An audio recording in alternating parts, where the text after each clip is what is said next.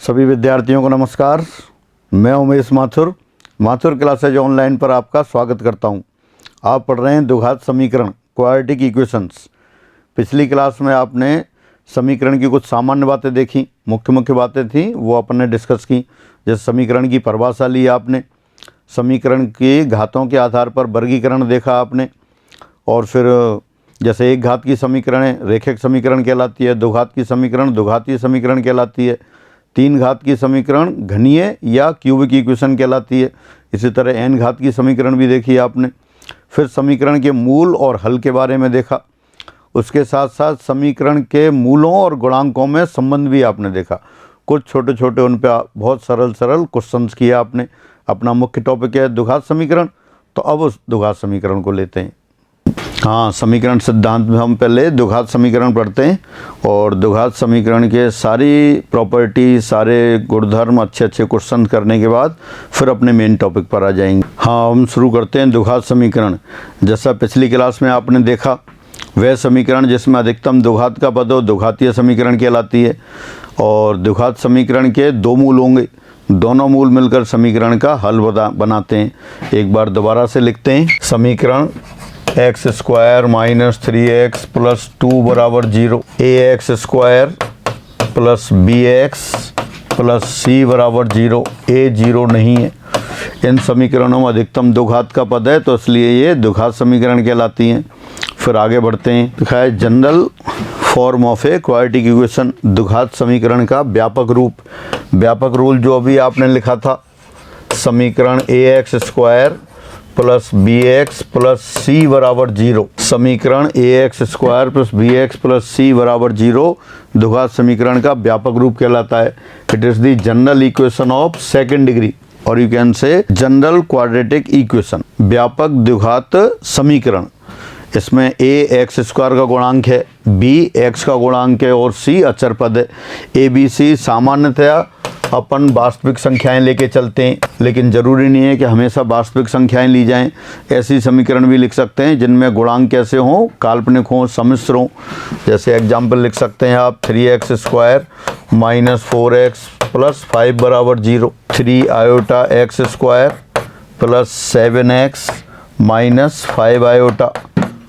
ये इक्वेशन क्या है? दोनों ही द्विघात समीकरण है। ये जनरल इक्वेशन हो गई, इसमें एक्स स्क्वायर का भी पद है, एक्स का भी पद है और अचर पद भी है। ए बी सी सामान्यतया वास्तविक संख्याएं लेते हैं, बाकी सम्मिश्र संख्याएं भी हो सकती हैं। फिर आगे देखते हैं पूर्ण और अपूर्ण द्विघात समीकरण, complete and incomplete quadratic equation. जैसा नाम है, अगर सारे पद उपस्थित होंगे तो वो पूर्ण द्विघात समीकरण कहलाएगी। अगर कोई पद अनुपस्थित होगा तो वो अपूर्ण द्विघात समीकरण कहलाएगी। जैसे समीकरण ax square plus B x plus सी बराबर 0, 3x square minus 7x plus 4 बराबर 0, ये दोनों कैसी हैं? कंप्लीट क्वाड्रेटिक इक्वेशन है, पूर्ण द्विघात समीकरण है। दोबारा से, ऐसी समीकरण जिसमें द्विघात समीकरण के तीनों पद उपस्थित हों पूर्ण द्विघात समीकरण कहलाती हैं, कंप्लीट क्वाड्रेटिक इक्वेशन कहलाती है।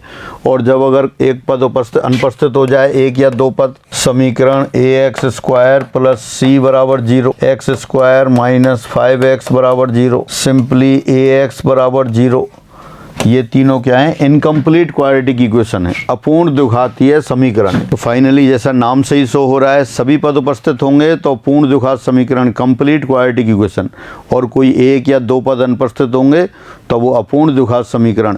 निश्चित रूप से इसमें एक्स स्क्वायर वाला पद गायब नहीं होना चाहिए, ये तो मस्ट है।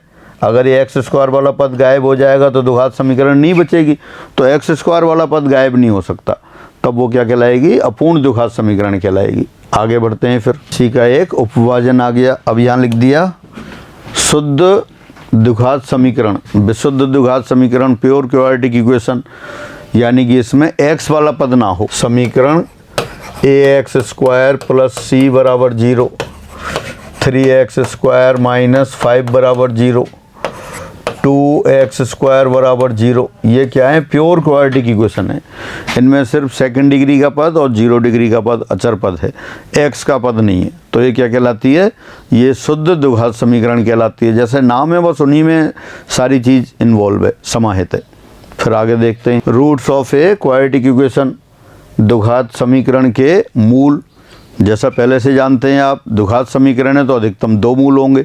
मूल कौन से होते हैं? एस एक्स के वे मान जो समीकरण को संतुष्ट करते हैं उसके मूल कहलाते हैं। द्विघात समीकरण है इसलिए 2 मूल होंगे। आप एग्जाम्पल देख सकते हैं। एक्स के वे मान जो समीकरण ax² plus bx plus c बराबर 0 को संतुष्ट करते हैं समीकरण के मूल कहलाते हैं।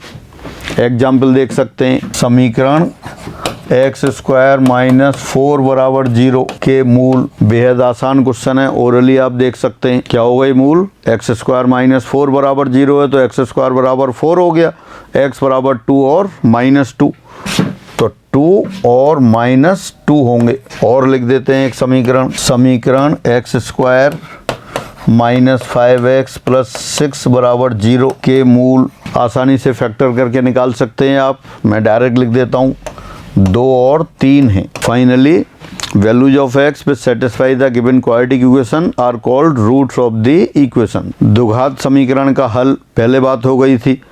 जो भी समीकरण है उसके सारे मूल मिलकर उसका हल बनाते हैं। तो द्विघात समीकरण का हल क्या होगा? दोनों मूल मिलकर उसका हल बना देंगे। आपसे कहेगा द्विघात समीकरण के मूल ज्ञात करो, तब मूल ज्ञात करने। आपसे कहेगा इसका हल ज्ञात करो, solve the given quadratic equation, तब भी आपको क्या करना होगा? वही रूट फाइंड करने होंगे, मूल निकालने होंगे। तो दोनों मूल मिलकर उसका हल बनाते हैं। जैसे फिर एग्जाम्पल ले लेते हैं पहले वाली। समीकरण x² माइनस 4 बराबर 0 का हल -2, ये है। उन्हीं मूलों को एक साथ लिख दिया तो इसका हल आ गया। समीकरण x² माइनस 5x प्लस 6 बराबर 0 का हल 2 और 3 ये है।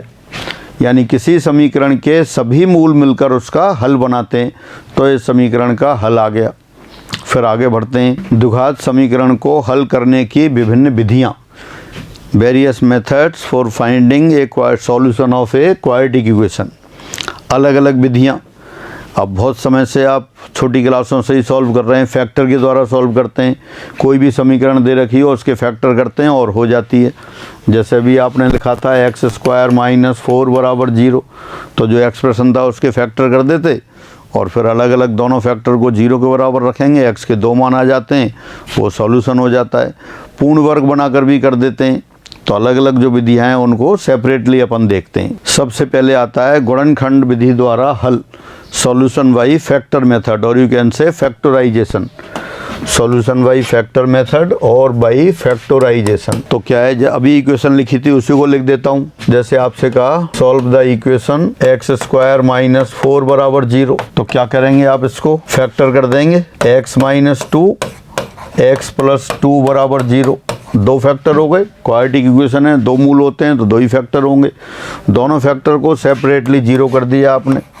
x बराबर 2 और x बराबर -2, तो ये सॉल्यूशन हो गया। तो कुछ क्वेश्चन अपन फैक्टर मेथड से सॉल्व करते हैं। हाँ, वो आपको लिखा है सॉल्व द फॉलोइंग इक्वेशंस, निम्न समीकरणों को हल करो। समीकरण दे रखे हैं, ट्राइनोमियल दे रखे हैं, फैक्टर आपको सबको आते हैं, तो मैं सीधे सॉल्व कर देता हूँ। x² माइनस 4x प्लस 3 बराबर 0, फैक्टर सबको आते हैं, मैं डायरेक्ट लिखता जा रहा हूँ। x माइनस 1 x माइनस 3 बराबर 0, x इक्वल टू 1 और 3। डायरेक्ट कोई ऐसा सीधा मेथड नहीं है, बस वो प्रैक्टिस की बात है। आप इनको, यहाँ तो दोनों का सम होता है और इन दोनों का गुणनफल गुणा होता है। अगर x और उसका गुणांक 1 है, दोनों मूलों का गुणनफल 3 होगा और योग आपका 4 होगा। तो इसको देख के अपन कर लेते हैं, तो सीधा 1 और 3 आ गए। इसके किए फैक्टर्स आपने, हो गया 3x प्लस 1 2x प्लस 1, यानी आ गया x इक्वल टू -1/3 -1/2। तो ये सॉल्यूशन आ गया। जो भी इक्वेशंस दे रखी हैं उनके आप फैक्टर रूटीन तरीके से कर सकते हैं। आगे दे रखा है फिर 2x² plus 5x minus 7 equal to 0, इसके आप फैक्टर करेंगे। 2x plus 5 into 2x plus 7 into x minus 1, multiply करके देखें। 2x² आ रहा है plus 7x minus 2x plus 5x आ गया, और 7 इंटू -1 -7 आ गया। यानी फाइनली सॉल्यूशन आ गया आपका x इक्वल टू -7/2 एंड 1। तो इस तरह से गुणनखंड विधि से आप इनको सीधे सीधे फैक्टर कर सकते हैं। 2 क्वेश्चन और लिखे हैं, उनको देखते हैं। Solve the equation x² plus bracket alpha plus beta times x plus alpha beta equal to 0। बेहद आसान क्वेश्चन है, पॉपुलर क्वेश्चन है, तो सिंपल सॉल्व कर सकते हैं। गिवन इक्वेशन दी समीकरण implies x plus alpha into x plus beta equal to 0। देख सकते हैं फैक्टर डायरेक्ट हो रहे हैं, x इंटू एक्स x² आ गया, x वाली टर्म मल्टीप्लाई करेंगे alpha x plus beta x, वही दे रखा है आपको, and alpha into beta. It means क्या आ गया आंसर, माइनस अल्फा और माइनस बीटा दोनों रूट्स आ गए। इसको सॉल्व करते हैं आप। A b x² plus bracket a plus b times x plus 1, ये इक्वेशन क्या हो जाएगा, given equation implies ax plus 1 bx plus 1 equal to 0। Finally आ गया x equal to -1/a and -1/b, ये रूट्स आ गए। तो बिल्कुल रूटीन तरीके से आप फैक्टर कर रहे हैं और सीधे रूट्स आ रहे हैं और वही सॉल्यूशन हो गया। फिर आगे बढ़ते हैं। Solution by completing the perfect square, पूर्ण वर्ग बनाकर हल। अब जो भी व्यंजक दे रखा होता है उसको परफेक्ट स्क्वायर में बदल दें। परफेक्ट स्क्वायर आप जानते हैं x plus by whole square, ये होता है अपने पास x² plus 2x by plus by square, और अगर माइनस दे रखा हो तो बीच में माइनस का साइन आ जाता है, x² minus 2x by plus by square, x plus by whole square दे रखा है। अब इस जब परफेक्ट स्क्वायर एक्सपेंड करते हैं तो परफेक्ट स्क्वायर आते हैं। राइट साइड में देख रहे हैं, एक तो x² दिखाई दे रहा है और एक बाई स्क्वायर दिखाई दे रहा है, दो राशियों का स्क्वायर दिखाई दे रहा है। स्क्वायर साथ साथ उन दोनों के प्रोडक्ट का डबल और है। तो इसी अप्रोच से अपन क्या है, किसी भी कोई भी दे रखी होगी टर्म उसको परफेक्ट स्क्वायर में कन्वर्ट कर देते हैं अपन। जैसे आपको दे देते suppose x² plus 4x plus 1, आपसे कहा जाता है इसको परफेक्ट स्क्वायर बनाइए। तो परफेक्ट स्क्वायर देखें, यहाँ जो बीच वाली टर्म है, मिडिल टर्म है जो फर्स्ट डिग्री की, वो 2x बाई वाली टाइप है। तो इसको x² तो ऐसे ही रखा रहने देते हैं, इसको लिखा आपने 2 इंटू 2 इंटू x और प्लस 1 ऐसे रहा। अब ये 2x बाई के स्थान पर क्या है, 2 है, यानी कि x के गुणांक का हाफ वो y होता है, वो 2 है। तो 2² आप इसमें ऐड कर देंगे और 2² ही सब्ट्रैक्ट कर देंगे। 2² आपने ऐड किया और 2² सब्ट्रैक्ट कर दिया। अब आप ले सकते हैं इसे, फर्स्ट 3 टर्म ये वाली, ये तो हो गया x प्लस 2 होल स्क्वायर और -3।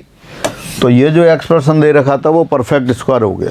तो जो x वाली टर्म होगी उसका हाफ का कोफिशिएंट लेंगे, उसी को ऐड कर दे, वर्क करके ऐड कर देते हैं, उसी को सब्ट्रैक्ट कर देते हैं। तो आगे कुछ क्वेश्चन देखते हैं इस पर। अब ये दे रखा है solve the following equations by making perfect square. नीचे दी समीकरणों को पूर्ण वर्ग बनाकर हल करो। क्या दे रखी है, x² माइनस 4x प्लस 3 बराबर 0। तो उसी को ले लेते हैं अपन। गिवन इक्वेशन दी समीकरण x² minus 2 into 2 into x plus 3 बराबर 0। जैसा भी अपन बात कर रहे थे कि जो x का कोफिशिएंट होता है उसका हाफ लेते हैं। तो x का कोफिशिएंट कितना है, 4 का हाफ कितना हो गया, 2। अब 2² ऐड कर दें और 2² सब्ट्रैक्ट कर दें। तो ये हो गया अपने पास x² minus 2 into 2 into x plus 2² plus 3 minus 2² बराबर 0। तो ये हो गया अपने पास x माइनस 2 होल स्क्वायर और 3 माइनस 4 माइनस 1, या इस तरह से लिख सकते हैं आप इसे, x minus 2 whole square equal to 1, और इसको आपने लिख दिया, फिर स्क्वायर रूट ले लिया, x माइनस 2 बराबर plus minus 1। This implies x equal to 2 plus 1 comma 2 minus 1। This implies x equal to 3 and 1। यही आपने फैक्टर मेथड से किया था। फैक्टर मेथड में क्या किया था, डायरेक्ट आपने फैक्टर कर लिए थे। ये इक्वेशन है आपके पास x² माइनस 4x प्लस 3 बराबर 0। फैक्टर करके लिख सकते हैं आप x minus 1 x minus 3 equal to 0। तो हो जाएगा x इक्वल टू 1 एंड 3। तो ये आपका फैक्टर मेथड हो गया, इस तरह से कर सकते थे। और बाकी ये परफेक्ट स्क्वायर फॉर्म करके हो गया। फिर आगे नेक्स्ट क्वेश्चन आ रहा है आपका ax² + bx + c = 0। अब सारे ए बी सी आपको कांस्टेंट दे रखे हैं ए बी सी। अब लेकिन अब एल्जेब्रिक फॉर्म में होगा ये इक्वेशन, या निश्चित रूप से ए 0 नहीं होगा। तो इसको सॉल्व करते हैं फिर। उसी को दोबारा लिख दिया है। व्यापक द्विघात समीकरण का हल, solution of general quadratic equation ax² + bx + c = 0 where a is non zero. Given equation दी समीकरण ax² + bx + c = 0।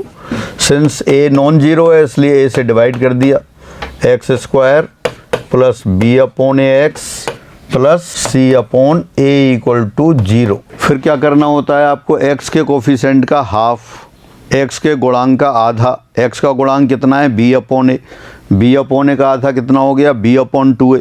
तो b/2a का वर्ग आपको जोड़ना होगा और b/2a का वर्ग घटाना होगा। ऐड कर दिया और इतना ही सब्ट्रैक्ट कर दिया। ये ब्लैक इंक वाला है, दूसरा स्टेप है, मैंने इसी में लिख दिया है। अब पहले 3 टर्म से क्या है, परफेक्ट स्क्वायर फॉर्म हो गया, x + b/2a होल स्क्वायर। इन सबको राइट साइड में ले गए आप, b² / 4a² - c/a, या इसको कह सकते हैं आप b² - 4ac/4a²। तो फाइनली क्या आ गया आपके पास, x + b/2a होल स्क्वायर बराबर b² - 4ac/4a² आ गया।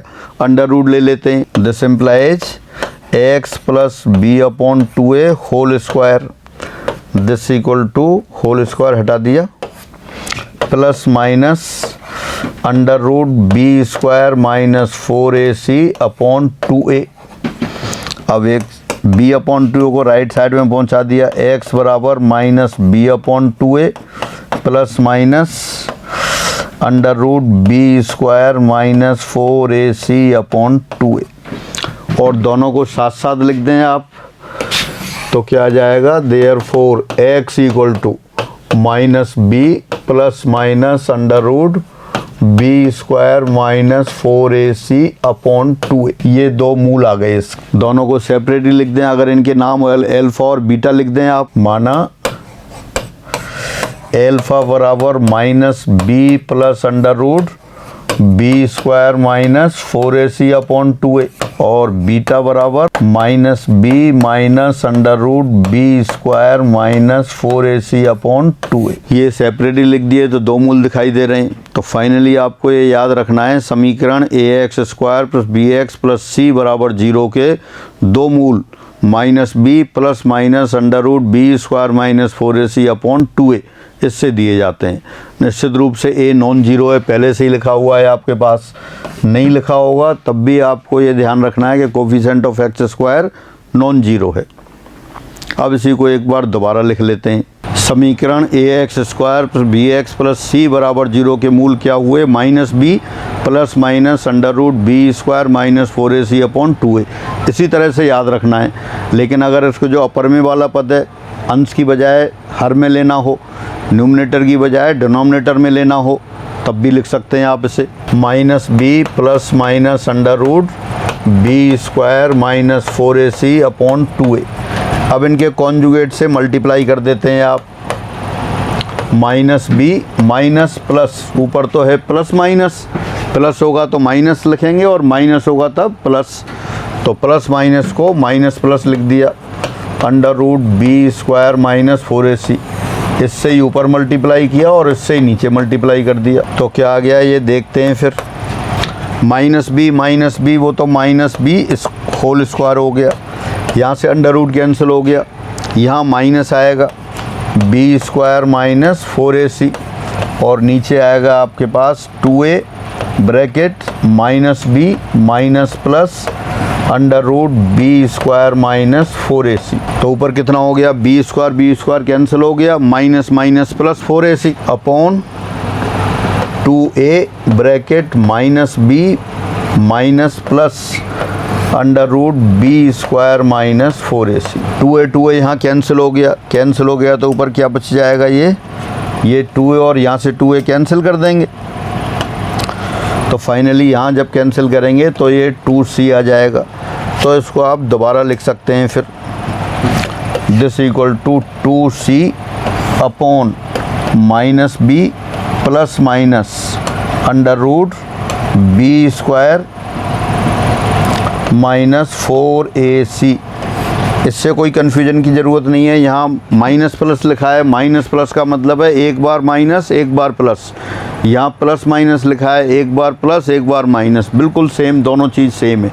तो फाइनली ये हुआ कि समीकरण ax square plus bx plus c के मूल minus b plus minus under root b square minus 4ac upon 2a आ गए। या इनको इस तरह से भी लिख सकते हैं आप, 2c upon minus b plus minus under root b square minus 4ac। तो ये द्विघात समीकरण ax square plus bx plus c के मूल हो गए। अगर एक का नाम अल्फ़ा और एक का नाम बीटा दे दें तब उनमें क्या रिलेशन आएगा वो देखते हैं। जब अल्फ़ा बराबर minus b plus under root b square minus 4ac upon 2a और बीटा बराबर minus b minus under root b square minus 4ac upon 2a हो, तब अल्फ़ा प्लस बीटा दोनों को जोड़ देते हैं अपन। दोनों मूलों का योग निकाल रहे हैं, फिर दोनों मूलों का गुणा निकालेंगे। दोनों मूलों को जोड़ दिया तो क्या आएगा देखें, minus b plus under root b square minus 4ac और प्लस दूसरा bracket minus b minus under root b square minus 4ac। नीचे आपका कॉमन वो 2a है। तो अंडर रूट वाला एक्सप्रेशन एक बार प्लस साइन के साथ है, एक बार माइनस साइन के साथ है, दोनों कैंसिल हो गए। माइनस बी कितना हो गया, माइनस 2b। तो ये हो गया आपके पास minus 2b upon 2a। This implies alpha plus beta equal to minus B upon A. Minus B upon A, B क्या है, एक्स का गुणांक, ए क्या है, एक्स स्क्वायर गुणांक। तो ऐसे भी लर्न कर सकते हैं, सम ऑफ द रूट्स मूलों का योग equal to minus bracket x का गुणांक बटे एक्स स्क्वायर गुणांक। Again sum of the roots alpha plus beta equal to minus bracket coefficient of x upon coefficient of x square. और अगर इनका प्रोडक्ट करना हो एल्फ़ा इंटू बीटा दोनों का प्रोडक्ट कर दिया, minus b under root b square minus 4ac, दूसरा bracket minus b minus under root b square minus 4ac और अपॉन कितना हो गया 2a इंटू 2a। तो ये a plus B A minus B x plus Y X minus Y वाली term तरह की हो गई। तो ये हो गया आपके पास minus B square minus bracket B square minus 4ac और नीचे हो गया 4a square. B square cancel हो गया, minus minus plus 4ac upon 4a square. 4a cancel हो गया। तो फाइनली एल्फ़ा इंटू बीटा बराबर c अपॉन a, यानी product of the root c upon a आ गया। c upon a constant term upon coefficient of x square. तो finally आप ये लर्न करके रखेंगे। अब इन सबको एक बार दोबारा लिख लेते हैं। हाँ, देखते हो सबको दोबारा एक बार लिख दिया है। इस प्रकार समीकरण ax square plus bx plus c बराबर 0 के मूल minus b plus under root b square minus 4ac upon 2a और minus b minus under root b square minus 4ac upon 2a ये होंगे। कॉन्जुगेट से मल्टीप्लाई करके लिखेंगे तो क्या हो जाएगा, 2c upon minus b minus under root b square minus 4ac और 2c upon minus b plus under root b square minus 4ac ये होंगे। तो दोनों फॉर्म में लर्न करने ये ज़्यादा यूज होता है, तो ये आप विशेष कर लर्न रखेंगे। यदि इन मूलों को संकेत अल्फ़ा बीटा से व्यक्त करें, यानी पहले रूट को अल्फ़ा और दूसरे रूट को बीटा ले लें, तो अल्फ़ा प्लस बीटा आ जाएगा minus B upon A. Minus B upon ए यानी minus B upon A minus x का गुणांक बटे एक्स स्क्वायर का गुणांक, या आप कह सकते हो minus coefficient of x upon coefficient of x square. और इसी तरह से अल्फ़ा बीटा सी अपॉन ए यानी कि अचर पद बटे एक्स स्क्वायर गुणांक, या आप यहाँ कह सकते हैं constant term upon coefficient of x square ये हो गया। और लास्ट में लिखा है ax square plus bx plus c बराबर a times x minus alpha x minus beta. बहुत महत्वपूर्ण एक्सप्रेशन है, ये सभी को लर्न करके रखना है, बार बार यूज होगा। कैसे आ जाता है वो आप साइड में देख लेते हैं। यदि समीकरण ए x square plus B x plus सी बराबर 0 के मूल अल्फ़ा बीटा हों, तब A x square plus B x plus C equal to A times x minus alpha x minus beta. आपने लिख लिया, ए कॉमन ले लिया, कॉमन लेने के बाद आ गया X square plus B upon A X plus C upon A. B upon A की वैल्यू आपके पास है, वो रख दिया आपने, X square minus bracket alpha plus beta times X alpha beta, C upon A होता है तो सी अपॉन ए को अल्फ़ा बीटा लिख दिया। इसके आपने फैक्टर्स कर दिए, a times x minus alpha into x minus beta. तो ये बहुत छोटी छोटी कॉन्सेप्ट जो सब आपको पहले से पता थे, लेकिन एक बार दोबारा एक्सप्लेन किए हैं और दोबारा आपको लिख दिया है। तो फाइनली यदि समीकरण ए x square plus B x plus सी बराबर 0 के मूल अल्फ़ा बीटा हों, तब alpha plus beta equal to minus B upon a alpha beta C upon a, और a x square plus B x plus सी बराबर a times bracket x minus alpha x minus beta. अब आगे बढ़ते हैं। अब ये देखिए, एग्जाम में आया हुआ क्वेश्चन लिख दिया, बहुत सिंपल क्वेश्चन है।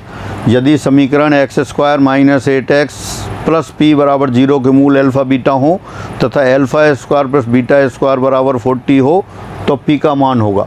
If roots of the equation x square minus 8x plus p equal to 0 are alpha beta and alpha square plus beta square equal to 40, then value of p is, आपको दे रखा है since alpha square plus beta square equal to 40, इसको आप लिख सकते हैं alpha plus beta whole square minus 2 alpha beta equal to 40। Alpha square plus beta square को आपने लिख दिया alpha plus beta whole square minus 2 alpha beta. Alpha plus beta equation से देख सकते हैं आप क्या होता है, minus of b upon a, -8 b की वैल्यू है पहले से, ए 1 है तो ये कितना हो गया, ये 8 आ गया, -2 alpha beta product of the root c upon a p upon 1, ये पी आ गया, दिस इक्वल टू 40, यानी finally 64 minus 40 24, p equal to 12 आ गया। बिल्कुल जीरो लेवल का क्वेश्चन, बहुत आसान क्वेश्चन इस तरह से आ जाते हैं। तो ये एग्जाम में आया हुआ क्वेश्चन था, पी की वैल्यू आ गई। अब आता है निरीक्षण द्वारा हल, solution by inspection. Quadratic equation चल रही है तो उसी का सॉल्यूशन है।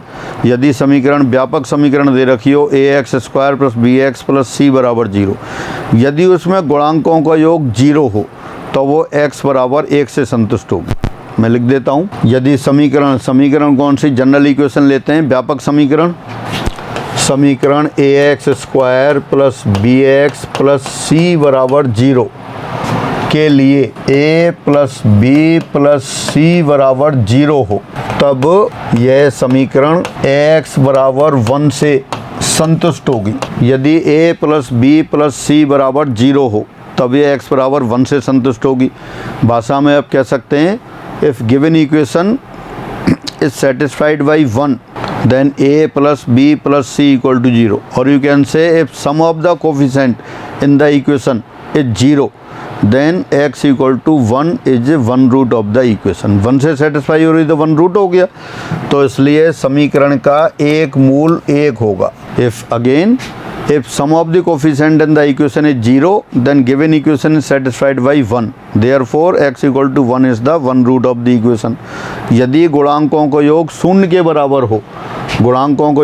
के बराबर हो तो समीकरण का एक मूल 1 होगा। अब एक मूल 1 है तो दूसरा मूल मान लेते हैं, माना समीकरण का दूसरा मूल अल्फा है, इसलिए अल्फा इंटू 1 क्या हो गया, मूलों का गुणनफल। एक मूल 1 है, दूसरा अल्फा है, तो मूलों का गुणनफल कितना हो गया, अल्फा इंटू 1। तो मूलों का गुणनफल यहाँ से कितना आता है, सी अपॉन ए, तो this implies alpha equal to c upon a. तो फाइनली क्या हो गया कि अगर समीकरण ए x square plus B x plus सी बराबर 0 में a प्लस बी प्लस सी बराबर 0 हो तो इसके मूल क्या होंगे, 1 और c अपॉन ए होंगे। इस प्रकार यदि a प्लस बी प्लस सी बराबर 0 हो तब समीकरण ए x square plus B x plus सी बराबर 0 के मूल 1 और c अपॉन ए होंगे। Again if sum of the coefficient in equation ax square plus bx plus c equal to 0 is 0 then roots are 1 and c upon a। एक और सी upon ए होंगे। इसी तरह से एक और समीकरण के लिए लिख सकते हैं इसी प्रकार, यदि a माइनस बी प्लस सी बराबर 0 हो तब समीकरण ax square plus B x plus सी बराबर 0 के मूल। अब क्या लिख दिया है आपने, a माइनस बी प्लस सी बराबर 0 लिख दिया है।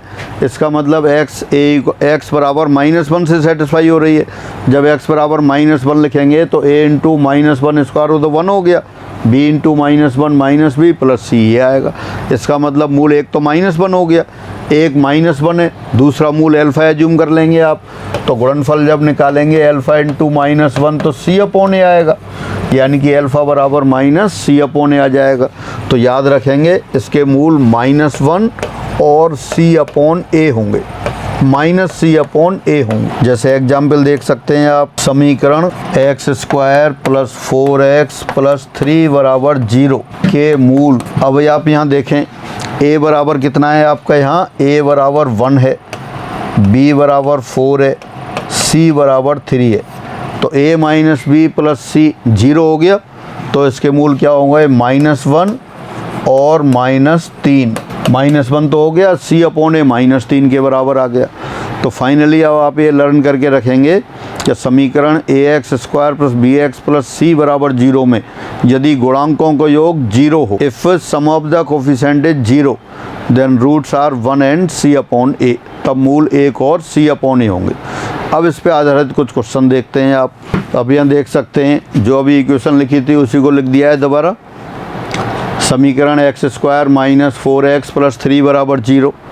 तो यहाँ आप देखें a बराबर 1, b बराबर -4, c बराबर 3, therefore a plus b plus c बराबर 0। a plus b plus c बराबर 0 है, तो समीकरण के मूल क्या हो गए, समीकरण के मूल आ गया 1 और c अपॉन a 3/1 या 1 और 3 होंगे। क्या देख रहे हैं अपन, ये देख रहे हैं कि समीकरण के गुणांकों का योग 0 है और समीकरण के गुणांकों का योग 0 है, तो मूल क्या हो जाते हैं 1 एंड c अपॉन ए। तो 1 और c अपॉन ए यानी 1 और 3 आ गए आपके। आगे देखते हैं अगला क्वेश्चन। ये समीकरण पहले भी लिखी थी आपने, समीकरण 2x square plus 5x minus 7 बराबर 0 के मूल। अब फिर देख सकते हैं यहाँ आप, यार a equal to 2, b equal to 5, c equal to -7, तो therefore a plus b plus c बराबर 0 आ गया। तो मूल क्या होगा, एक तो 1 हो गया और दूसरा क्या आएगा c अपॉन ए। c क्या है -7, a क्या है 2, तो ये -7 अपॉन 2 होंगे। ये इसके रूट्स हो गए। तो डायरेक्ट जब भी आपको ऐसा लगे, दिखाई दे जाए कि a plus b plus c बराबर 0 है, तो डायरेक्ट लिख देंगे 1 एंड c अपॉन ए। और आगे क्वेश्चन देखते हैं। फिर क्या आ गया, समीकरण 3x square plus 8x plus 5 बराबर 0 के मूल।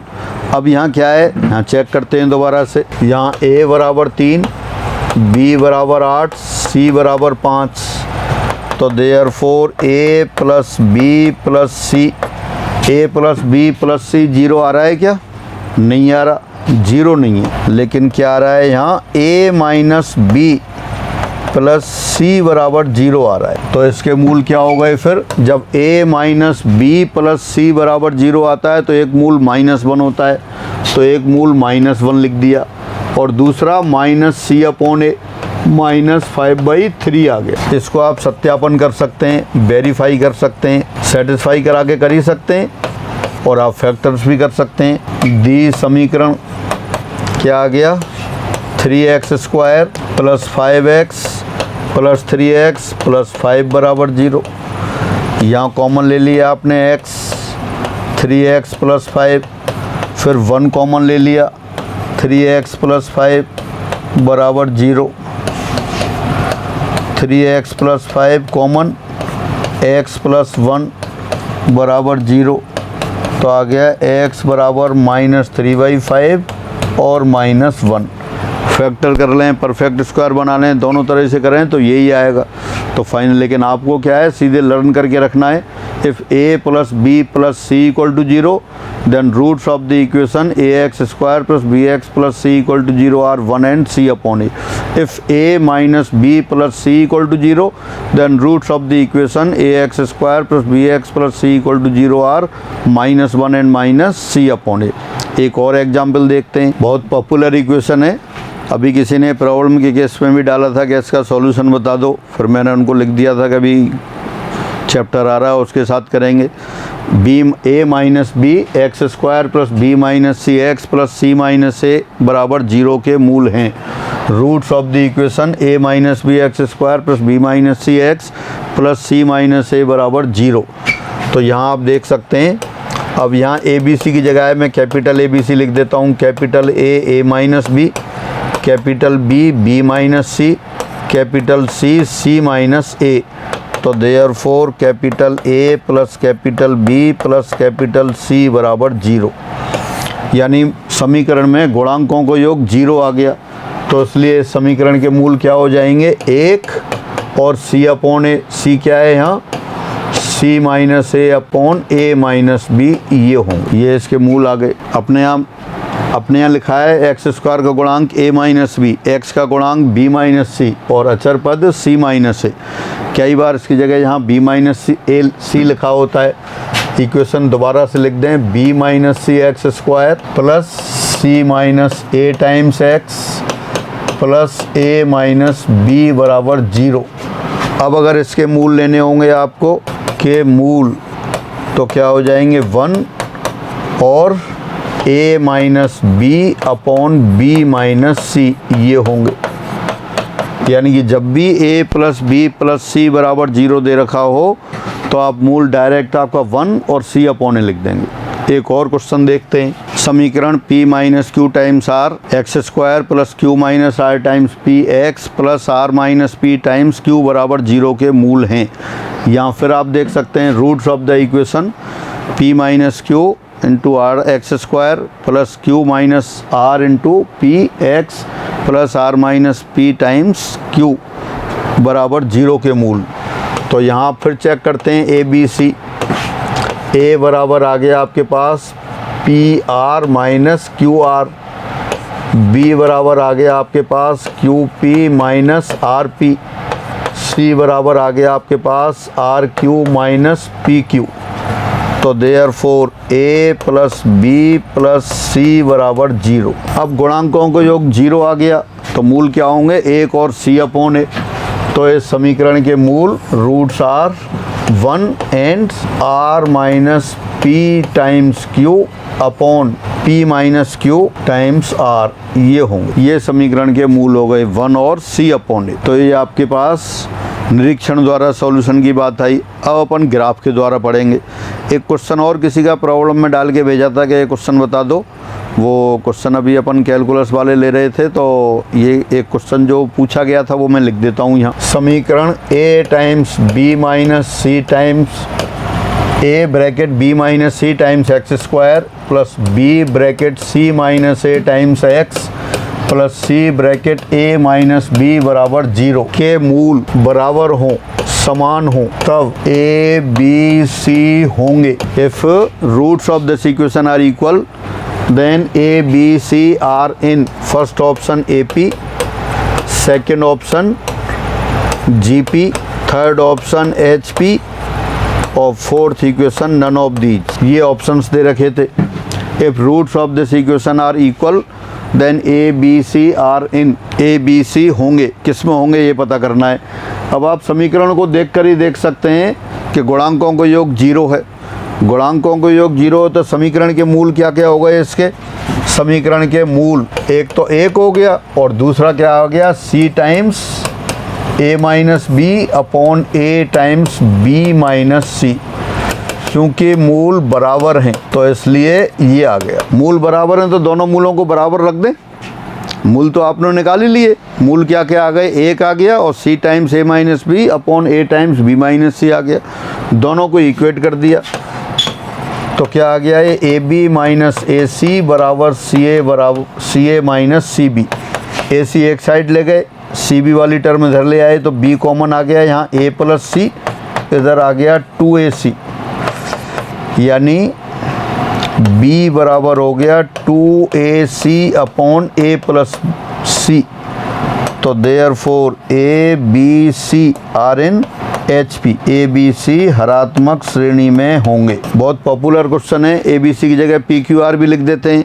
इससे पहले इक्वेशन लिखी थी वो आएगा तब ये AP में आ जाते हैं। इससे पहले इक्वेशन कौन सी थी, अगर इस इक्वेशन की जगह आप ये लिख दें b minus c x square plus c minus a times x plus A minus b बराबर 0, जो इक्वेशन लिखी है उसकी जगह अगर ये इक्वेशन लिख देंगे तो रूट्स AP में आ जाएंगे। दोनों मूल बराबर रख दो, अगले स्टेप में ये आंसर आ रहा है। तो फाइनली आपके पास जो समीकरण का सॉल्यूशन निकाल रहे थे किस तरह से हुआ, पहले आपने निकाला गुणनखंडों के द्वारा हल, फिर लिया आपने पूर्ण वर्ग बनाकर हल, फिर लिया आपने निरीक्षण द्वारा हल, एक और आता है ग्राफ द्वारा हल, सॉल्यूशन बाई ग्राफिक मेथड। अब ग्राफ द्वारा हल कैसे निकालेंगे, माना दी समीकरण ax square plus bx plus c बराबर 0 है। अब इसके कॉरस्पॉन्डिंग फंक्शन ले लेते हैं, एक्सप्रेशन ले लेते हैं, वो कौन सा आ जाएगा, y बराबर ax square plus bx plus c, ये आ गया। इसको आप ग्राफ जानते हैं पहले से, या तो इस तरह से बनेगा, ये कब बनेगा जब a पॉजिटिव होगा, और ऐसे बनेगा नीचे खुला हुआ कब बनेगा जब a लेस देन 0 होगा। इसका ग्राफ आप पहले से जानते हैं, ये origin x axes y axes हो गई, इसी तरह से आप इसमें ले सकते हैं। मान लेते हैं ये वाला पॉइंट है, ये तो है अल्फा कोमा 0, और ये वाला पॉइंट है बीटा कोमा 0, ये वाला पॉइंट आपका हो गया अल्फा कोमा 0 एज्यूम कर रहे हैं अपन, और ये वाला पॉइंट हो गया बीटा कोमा 0। समीकरण दे रखी है आपको ax square plus bx plus c बराबर 0। आपने उस समीकरण का जो एक्सप्रेशन है उसको लेके कर्व बना दिया, y बराबर ax square plus bx plus c, और इसको ड्रॉ कर दिया।